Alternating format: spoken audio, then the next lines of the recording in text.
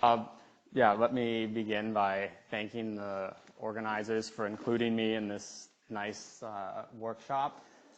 So today I'll tell you about, well, part of this is sort of a paper that we've released, but the application to error correction is some ongoing work. So yeah, today I'll tell you about sort of applying the idea of entropic order to maybe the physics of error correction.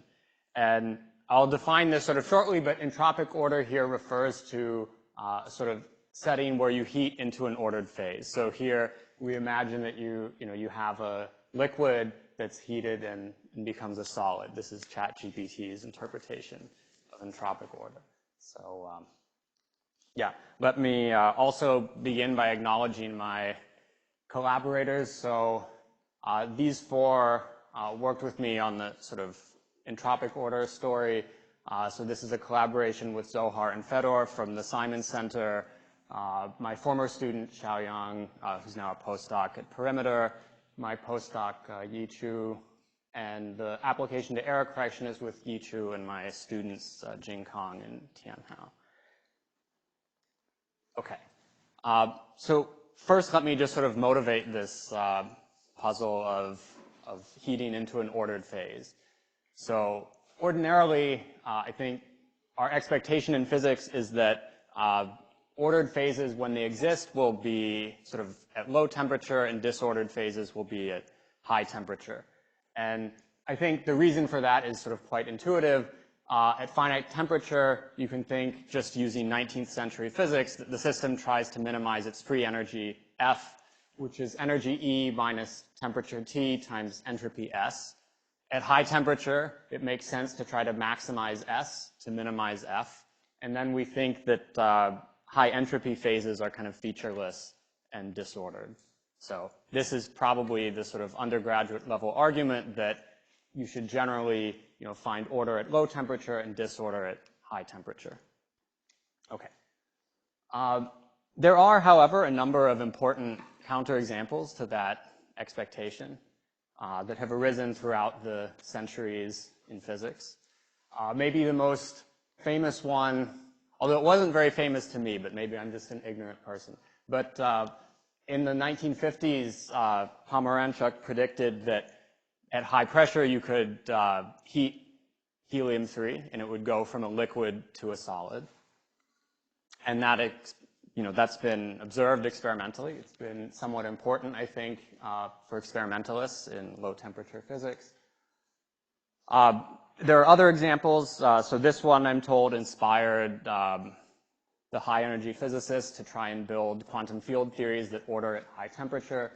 There's a family of materials called the Rochelle salts, or maybe it's one, I don't know. Anyway, imagine you have a crystal that maybe is a square, like a square lattice at low temperature, and you heat it and it becomes a rectangular lattice. I mean, I'm sure that the probability is like 1/100 that I got those groups right, but you get the basic idea. Okay.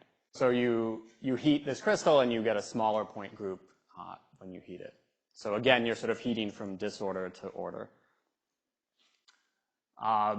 There are models of magnetism that exhibit something called order by disorder, where again, this sort of magnetic phase appears in some intermediate temperature regime. So all of this is to say that we do know it's possible to sort of heat into an ordered phase. But in all of these examples, the sort of ordered phase is still transient, and if you keep on heating, the system again disorders. Okay. And one might ask, just to be sort of annoying or eclectic, take your pick, is it possible to sort of heat into an ordered phase and then you keep on heating and you stay ordered forever? Okay. So this is sort of the first question that I'll address in the talk. Before I tell you the answer to that question, though, maybe I should first sort of interject and say, why is this interesting to someone who only cares about error correction? Well, maybe you care about other things too, but in principle, the conference is about error correction, right? So why is this story relevant to error correcting codes? And well, I would like to say the reason that this potentially has some relevance is that there's a long history of sort of ordered phases of matter as having important implications for error correcting codes. So certainly historically, for example, the existence of magnets at room temperature has been very important for storing classical information and using nature to do error correction for us. If I have my floppy disk and I unplug it from a power outlet, the information isn't lost. Okay. Maybe a more modern perspective is that if we can find a decoder that just mimics the process of thermalization, that decoder may be very simple. Okay. So, a cartoonish picture here is that I might have sort of two adjacent microstates in some configuration space. I have, maybe this state has one less error than this state. If the error, comes with some energy epsilon, then I might think if I can mimic thermalization and that thermalization effectively decodes the system, then my decoder will, have errors at some rate gamma and decoding at some rate gamma times e to the beta epsilon minus 1. Okay. You might then think, well, if I could build an ordered phase at very high temperature, then beta is very small, because temperature is large. I Taylor expand the term in blue, and it seems like the decoder has a very slow speed. But nevertheless, right, if I had order at high temperature, I might think that, that nevertheless I can still decode. So you might think that high temperature order could lead to high threshold codes. So this is sort of the motivation for this talk. Okay, and feel free to interrupt with questions if you have them. Okay. Maybe the first thing we should do is sort of address the question of, are there settings where one can show that high temperature order is just not possible? That's sort of certainly our intuition, maybe from undergrad physics. And indeed, the mathematicians have tried to sort of prove that everything is boring at high temperature. So let's talk about sort of when that happens. So first, let me talk about classical physics. So in classical physics, the system corresponds to a Hamiltonian, a function on some configuration space. At finite temperature, we're really talking about the a probability distribution and sampling from that distribution when we ask questions about whether we have order or not. And of course, that's just the Gibbs ensemble here. Now suppose that the sort of configuration space, the set of all microstates, is a product space. So this basically means I have no exact constraints on the degrees of freedom. They can all, in principle, fluctuate independently. And for our purposes, suppose that each of these, each individual spin can take finitely many values. Okay. So with these two assumptions, it's a sort of famous result in mathematical physics that there's some order 1 temperature, independent of system size, if you have an extensive Hamiltonian, et cetera. And so sort of for all beta below some order 1 number, this probability distribution describes a disordered phase. There are a number of ways you can think about this. You can say that the system has a Gibbs sampler with a rapid mixing time. You can say that there's no long-range order. The Gibbs ensemble is sort of highly clustered as a distribution. Any of these sort of perspectives hold. And this also works for quantum systems. So quantum systems also are disordered under sort of similar assumptions. And in some very nice work last year, it was shown that not only is there sort of no long-range order, but there's actually zero entanglement. So in some sense, it seems like thermal states at high temperature are kind of as boring as possible. Okay. So at this point, you might, certainly this was my attitude at the end of last year, that this settles the question that there's no order at high temperature, everything is boring, and this seems to sort of rule out this possibility for maybe very high threshold codes with kind of easy local decoders, at least the ones that I could dream up. But then, Zohar and I were talking, and I realized that I was wrong. Some of these assumptions, I would argue, can be broken in sort of physical ways, and let's do that and see what happens. The assumption that I want to break is this one. We know that in nature there are bosons which have countably infinite configuration spaces, even classically. And by classical boson here, I just mean, I have a degree of freedom which is valued on positive integers, right? And there's no uniform distribution on that space. Maybe this sort of no-go theorem on high temperature order doesn't work. So let's consider the following model. This is a well-defined model for any, beta greater than 0. The partition function exists. This model has sort of a boson on every vertex in a square lattice. It costs 1 unit of energy to add each particle, and then if I add 2 particles on adjacent sites, there's a sort of very strong repulsion. If you numerically sort of look at typical configurations of this model, you find that at low temperature you have a lattice gas. So basically most sites are empty, but occasionally you find 1 particle, and very occasionally you find 2 on the same site. But if you heat the system up, you start populating more and more particles, and eventually there's a phase transition, actually in the Ising universality class, and above that temperature you find a lattice solid. So you've spontaneously broken translation symmetry, and the particles sort of all try to pile up in this checkerboard pattern. And if you keep on heating the system, the checkerboard gets kind of brighter and brighter, and more robust, and it will stay forever. Okay. So why does this happen? Well, let's sort of estimate the contributions to the partition function from the ordered phases and the disordered the ordered states and the disordered states at high temperature in this model. So the ordered states form a checkerboard, and we can count, how many of these states, what's their contribution to the partition function. Because let's say for simplicity, we just don't put any particles on these alternating lattice sites. Then, right, each red dot corresponds to a stack of particles that fluctuates independently of the rest. So we can exactly sort of evaluate the partition function. And we just find that each stack has around t particles in it at high temperature. And the partition function scales as t to the L squared over 2 on these ordered solid configurations. Now, instead, if we look at a sort of lattice gas, where each site, on average has the same number of particles, well, on average, we need to put sort of t to the 1/4 particles on each site because of this very strong repulsion. And so we might estimate that the lattice gas contribution to the partition function is t to the L squared over 4, because we have 4 powers of n here. And the point is that the L squared over 4 exponent loses to the L squared over 2 exponent, and we get order at arbitrarily high temperature. Okay.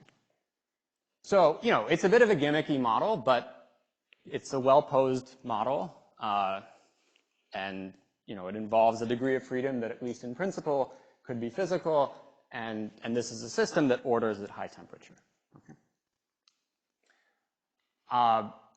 This is what we will refer to as entropic order. What's happening here is that order in 1 degree of freedom, namely breaking translation symmetry and forming a solid, enables many more fluctuations in another degree of freedom, which is the boson number n.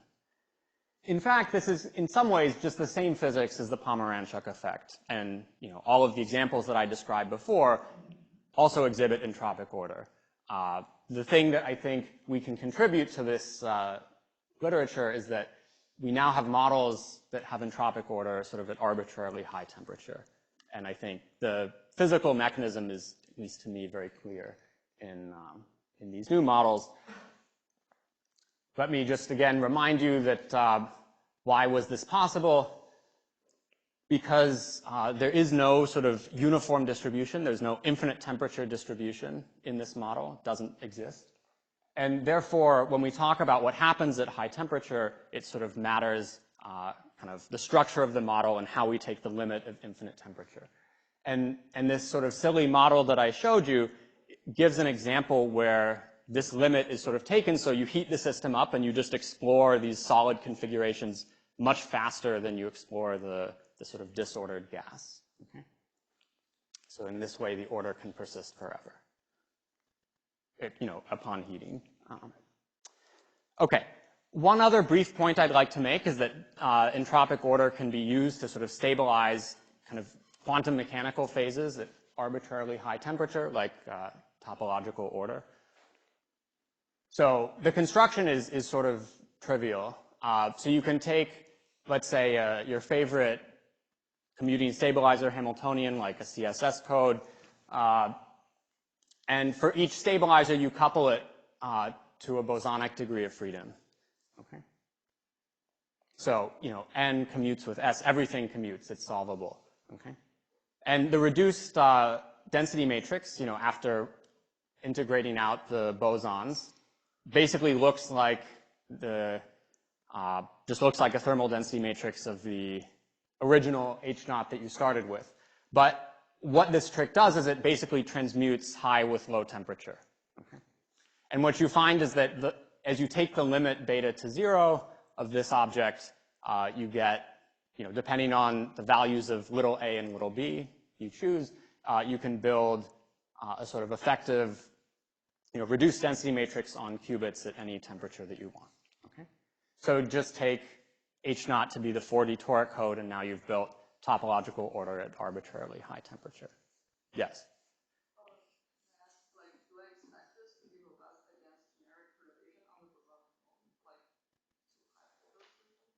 So in some respect, the answer is, okay, you have to be very careful with these kinds of constructions because no matter what, you add epsilon n squared, and in some sense, no matter how small epsilon is, eventually that changes the physics completely.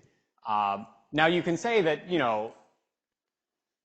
like, to make an analogy here, we don't need a superconductor at infinite temperature. We need a superconductor at 300 Kelvin to change the world. So we only need to boost, the critical temperature by some constant factor. In that respect, these models, would be robust to perturbations up to some certain size.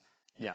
Related question. So if you have not infinite, so if you have bosons where you can have, let's say, 7 on one side, so what's the max temperature? Like, how does it scale? It depends on the details of the model. I see. Okay, so the question is basically if the configuration space isn't truly infinite, but maybe is just large. So then, these theorems that I mentioned still hold, but I would say once again, like, the critical temperature scales with that cutoff on the number of bosons. So you could, again, use these models to sort of stabilize an ordered phase in a wide range of temperatures. Yeah. So, I would say here the perspective is just that, like, you use these sort of silly mathematical constructions to try and, like, distill the physics down to its essence. And, yeah, okay. Okay.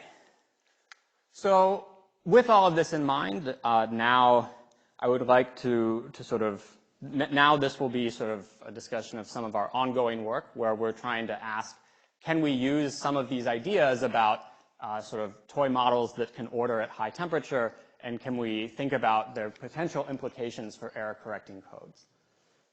In particular, the question I would like to explore is, suppose that I have a model where, I have, let's say, for a classical code, maybe I take, go back for a moment.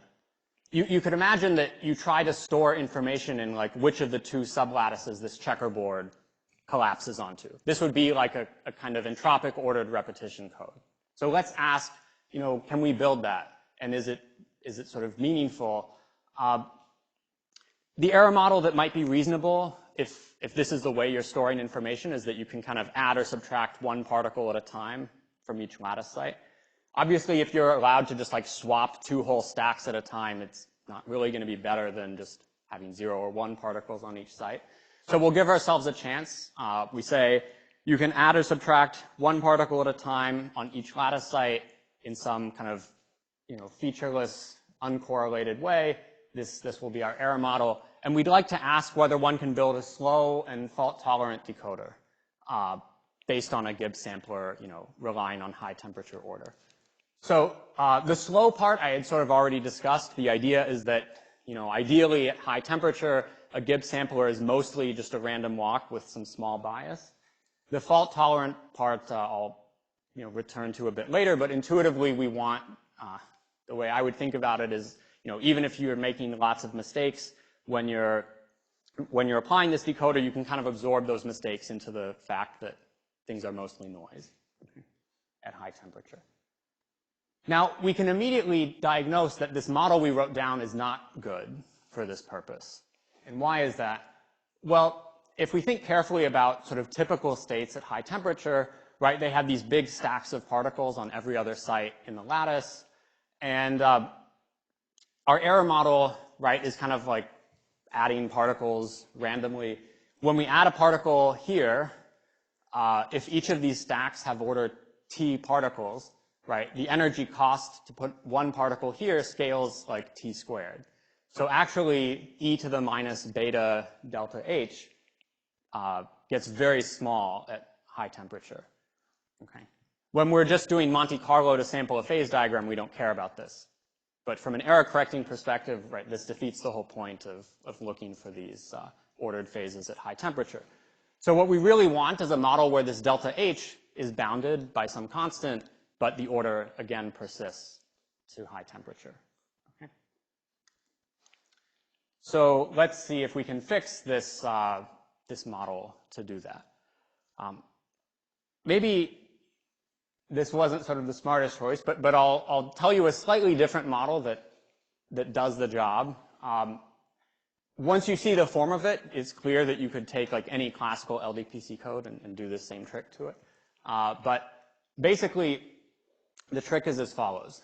So instead of storing information in this kind of spatial pattern, like which sublattice do you collapse onto, let me imagine that instead I sort of put an integer valued degree of freedom on every lattice site, and then I just creatively sort of reinterpret the integers as, like 1/2 of the number line are positive integers and bit x equals 1, and the other half of the number line is x equals 0. Okay? And again, my error model will be that I can kind of change my integer by 1 at a time. When I hit n equals 0, that's when I can induce an error on my bit. Okay? And now I just consider the following Hamiltonian. It's got a very similar flavor to this n plus n squared model, but I've tried to choose things very carefully so that for any error, corresponding to changing the number of particles on a site by plus or minus 1 or flipping a bit at n equals 0, for all of these errors, delta H changes by at most a constant, 4 or whatever in this example, maybe 5. But this model, if you think about it, it should still have an entropic order basically by the same mechanism as the n squared model, right? If the parity check here is obeyed, then this term drops out, and the number of fluctuations on each site can scale as temperature to the 1/alpha per site. But if this parity check is violated, then one of the sites is suppressed and only gets t particles, not t to the 1/alpha. So again, you sort of expect that as you heat the system to high temperature, you're getting kind of stuck deeper and deeper into the kind of ordered part of the phase diagram, or of the configuration space.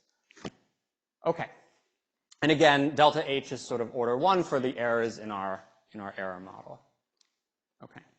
So this is sort of some ongoing numerical work where we take this model and we just run the Gibbs sampler.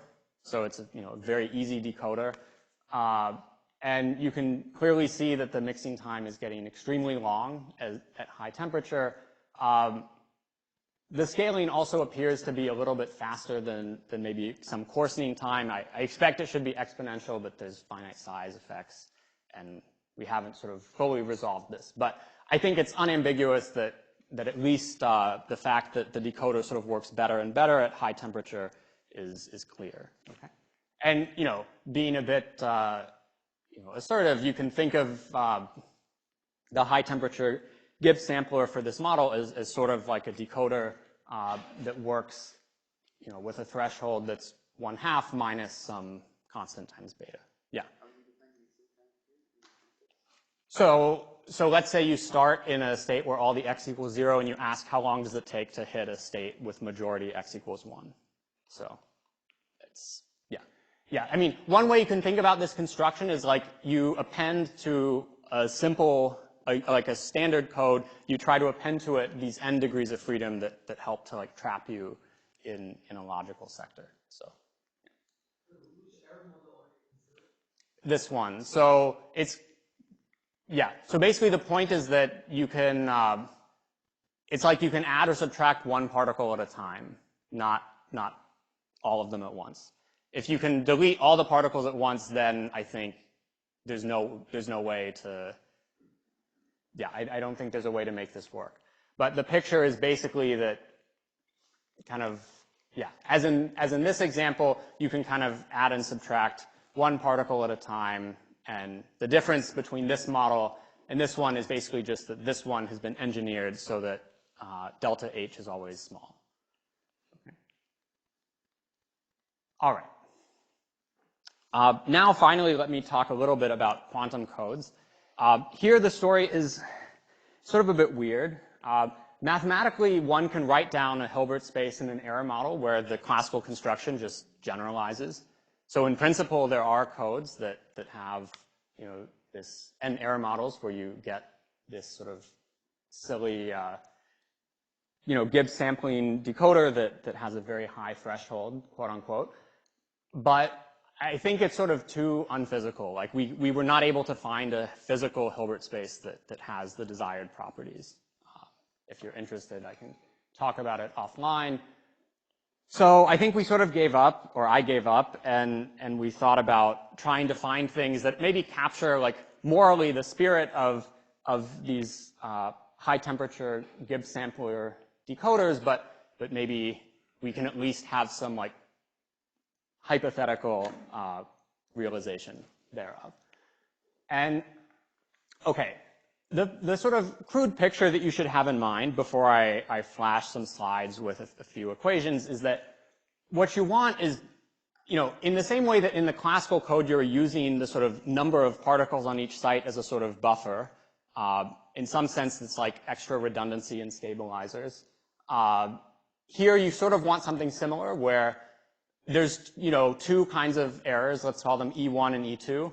And if you act with E1 enough, you can induce a logical, you know, bit flip error. If you act with E2 enough, you could introduce a phase error.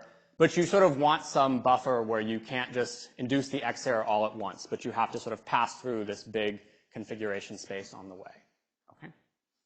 And this is very physical, and it's been known for a long time. Let me tell you about it first in a sort of annoying way, but which we'll see generalizes nicely. So you can consider, sorry, this part may be a little technical depending on how far into the weeds you are, but okay, oftentimes it's useful to think of quantum codes as three-term chain complexes. You can consider these chain complexes on a ring, you know, Z sub a not prime number. And let's consider the not prime number 2 times Q squared, where Q is anything we want. And my parity check matrices will be 1 by 1, Hx equals Hz equals 2 times Q. So the logical subspace is sort of two-dimensional. That's a short calculation. And more physically, or maybe in a more standard jargon, what is the code we've just reinvented? It's a sort of torus code or a finite dimensional GKP code. And I might have some typos here, but I've tried to translate this into maybe a more conventional language. Okay. All right. Now, what we're basically arguing here is that if you were able to do sort of Gibbs sampling on this kind of Hamiltonian, you know, where X and Z are the clock and shift operators on the appropriate dimensional Hilbert space, then, you know, you can be at very high temperature and information will be protected for a long time. Okay, that's the point.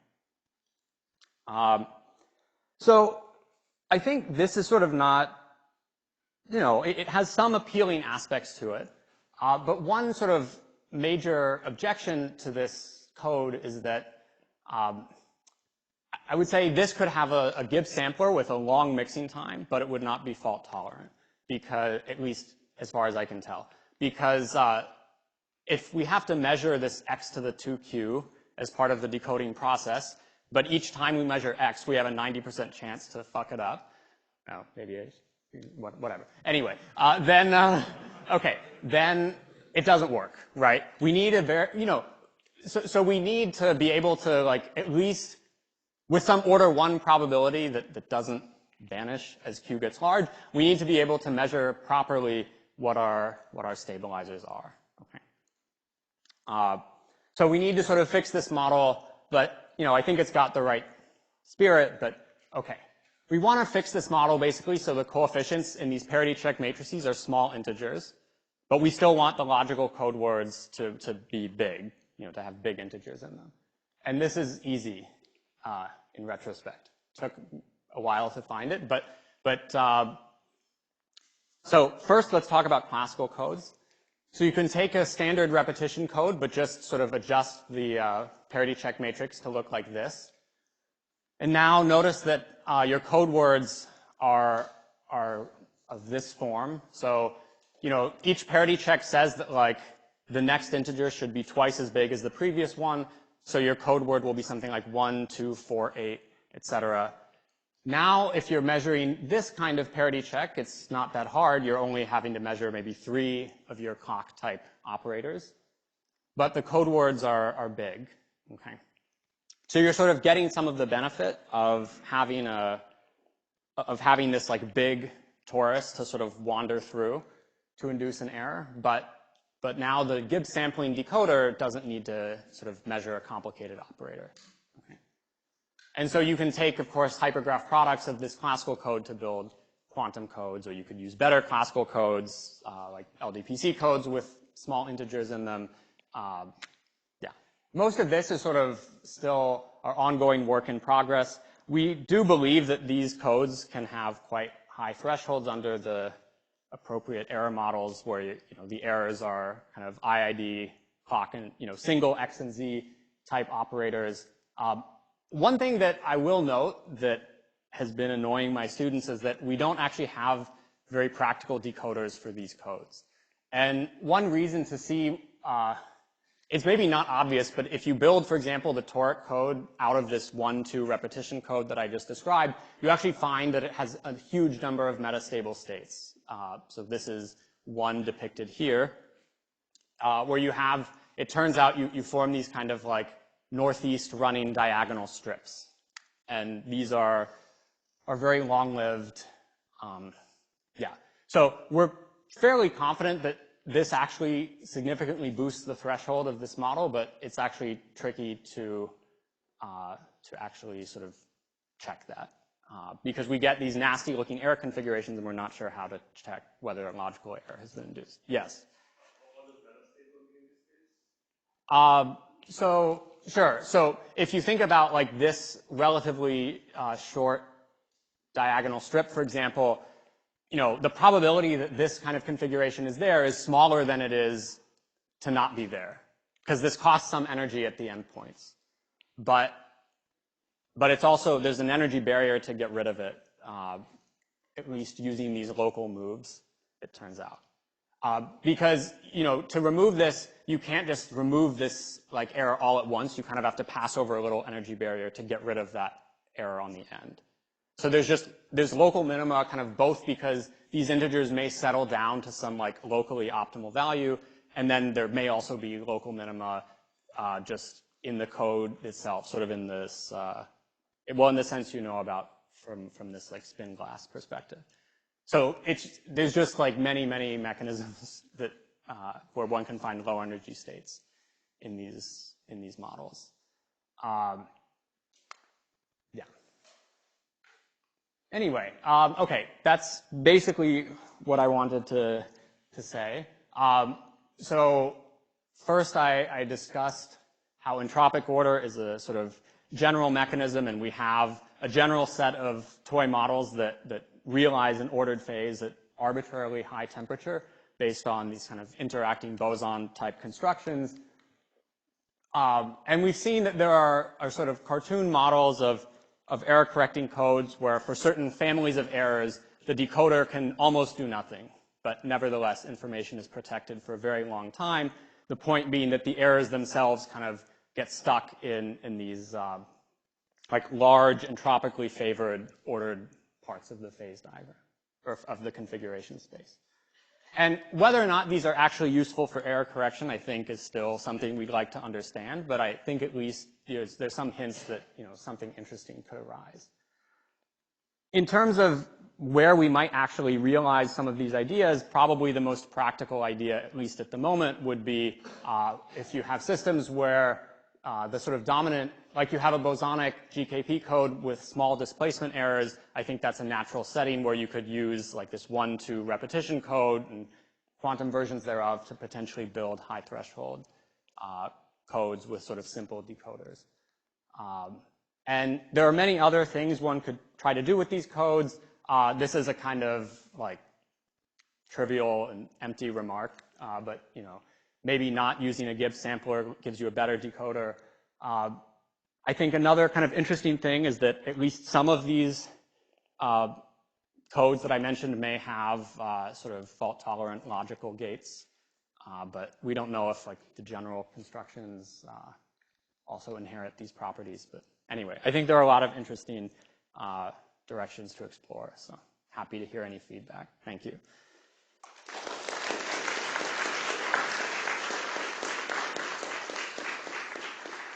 Thank you, Andy, for a very nice talk. We have 2 mics on both sides of the room, so if we could use them, and I can also give you the mic. So I just want to make sure I understand. So in your last family of codes, are these topological codes? Like, does your code rate scale with the system size, or are they? Because I thought in your 1D1 you said the code word, Well, okay. I mean, I would say this code will be a lot like the toric code, so it has a constant.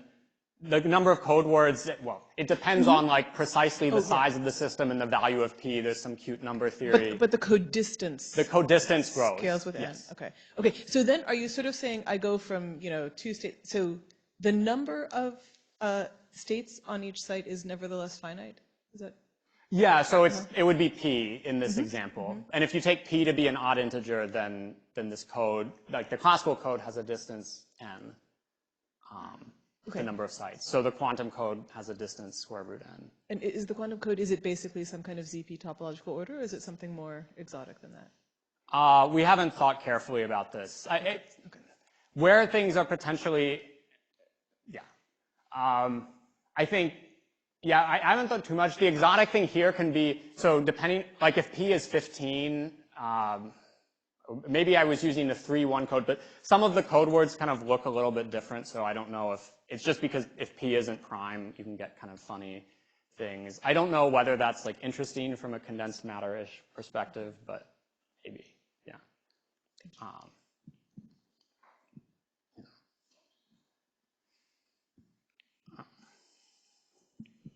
So there was this original classical construction of like particles hopping on a line that you used for this like error correction at high temperatures.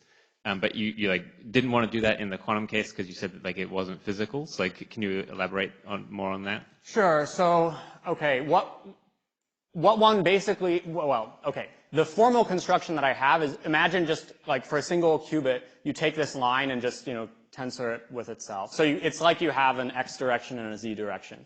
And what you want is that basically when you cross the like x-axis, for example, that induces a sort of x holonomy on, or it's like an x error on the logical subspace, and then when you cross, it's sort of like at each point on this 2D grid, there's a stabilizer, but you also have like a 2D logical subspace attached. And when you cross x or y axes, you kind of flip the logical qubit by either x or z. So formally, if you build an error model where, like, I could write down unitary matrices that when I hop across the x-axis, it induces this error. But I don't know how to like physically realize that. Basically, whereas I do know how to sort of physically realize it if I can contract it to a torus. And it has to do with, maybe one way to think of it is like you need to put Berry curvature somewhere in this space to realize the correct logical operations. And on the torus, you can kind of spread this out uniformly. but I don't know how to do this on the plane. I don't know, maybe this isn't so helpful. So you were not talking about like taking products of this classical code with itself. You were thinking about like a quantum code that somehow is morally similar to this classical code. Yeah, basically you want to just take this torus and blow it up to the whole plane. And then the point is that at high temperature, you kind of get farther and farther from the origin, and then information lives for a long time. Yeah.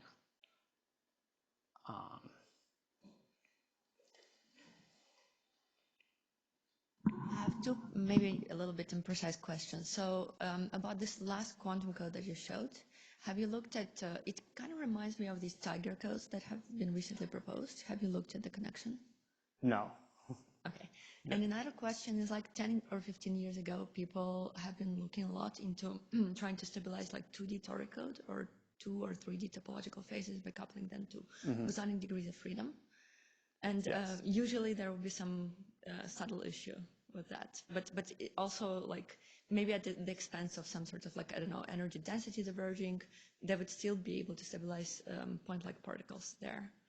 Yeah, I think, okay, it's been a while since I did look at those papers at one point. I think what we're doing is I think there's some non-negligible kind of moral differences between the way that the boson is being used. Like my recollection, at least from one of these papers, is that it's more like you're inducing long-range interactions by integrating out a gapless boson. Right, exactly. Yeah, and here, like the model is, this is not the mechanism that's right, exactly. Employed. But would a hybrid between that and what you're doing currently be possible? Sorry, repeat the last. Would a hybrid between what you're doing currently and what people used to try to do be possible? Maybe, I'm not sure, yeah. Okay.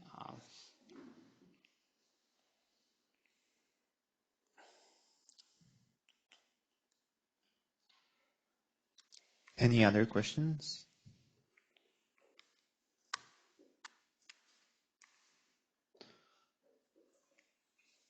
I guess if there are no further questions, let's thank. Oh.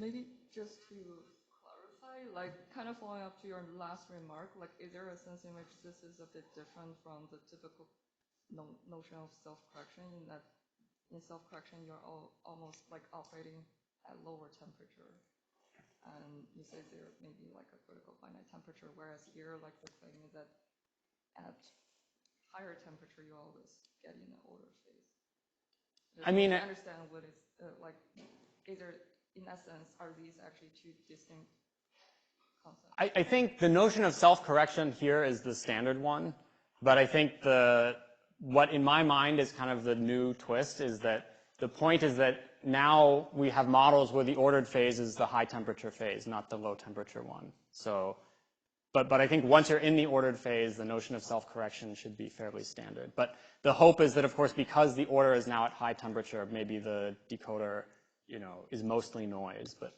nevertheless order, but still protects ordered phases. Yeah. Okay. Last chance to ask a question? No? Okay, if there are no further questions, let's thank Andy again.